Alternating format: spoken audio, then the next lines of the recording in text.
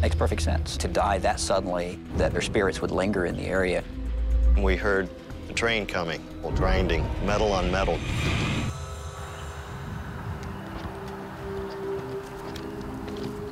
When you walk up to Moonville Station, the tunnel, you're gonna get a real creepy feeling, like you're not alone. I know that many people have died at Moonville. I believe it is haunted. It has several different entities that are there, and the experiences you get when you hike there are never the same.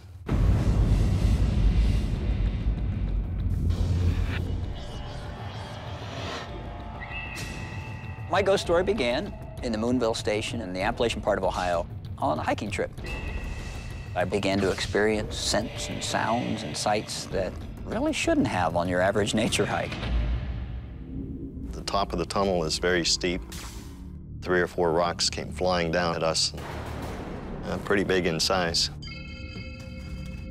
Walking through the tunnel around dusk on one evening, rocks from above hit us at the bottom.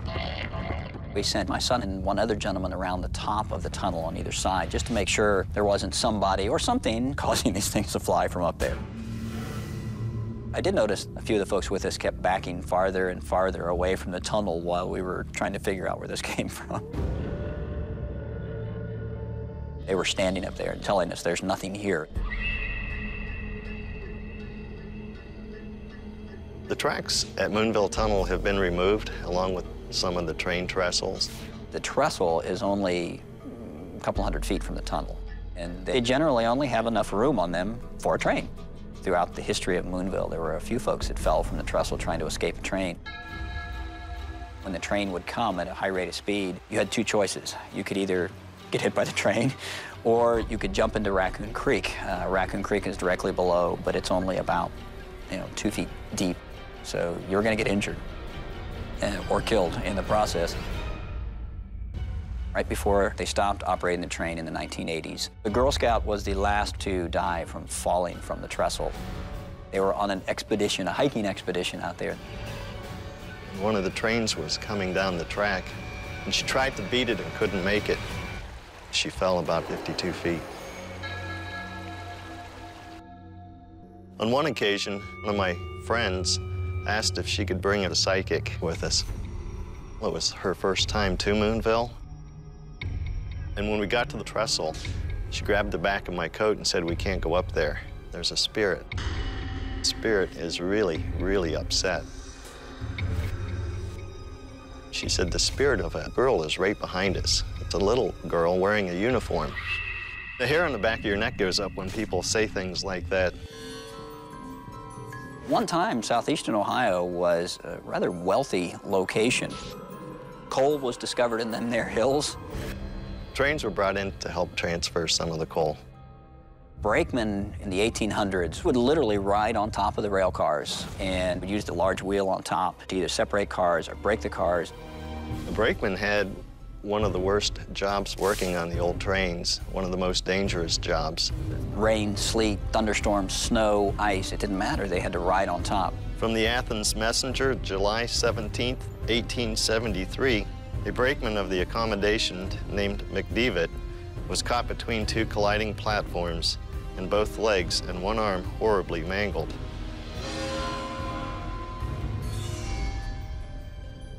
It took time to get any kind of medical care, so he had a very long, slow, lingering death. It wouldn't be surprising at all, that his spirit is lingering behind there in the tunnel.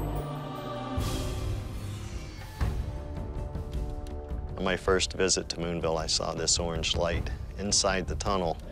It was waving back and forth, and it went from the ground to the ceiling of the tunnel and back to the right and back to the left. It was going too fast and too high to be someone inside the tunnel. The lantern was set up for the brakeman to communicate with the engineer, much like the traffic lights that we have today. Green for continue, red to stop, orange for caution. And many times when you go to the Moonville Tunnel, you can actually see the orange light swinging back and forth. One time I was walking through by myself, and there was a set of footsteps right beside me. When I got to the east end, I turned on the flashlight, and I couldn't see anything there. That scares you. One time we heard a train coming, well, grinding, metal on metal. To be in the middle of nowhere and hear a Moonville tunnel whistle, it sends a chill down your back. When you walk through the tunnel, you can see definite shapes of a human. On one of the photos that I've taken out there, you can actually see the ghost of the brakeman. The one photograph is kind of fascinating in the fact that you can see directly through the right leg of the ghost. You can see the outline of a complete man, except for his right leg near the hip. Part of it is missing. And it's very ironic that if he lost part of his leg or most of his leg, that could be a part that you can't see.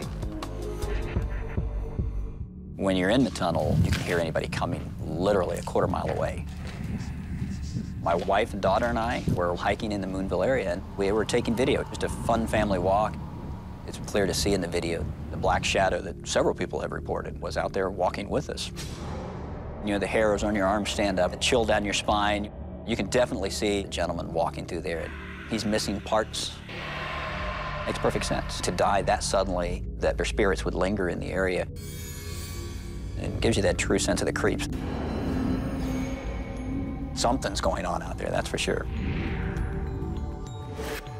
Spend a little time in the area, and you could easily experience something yourself.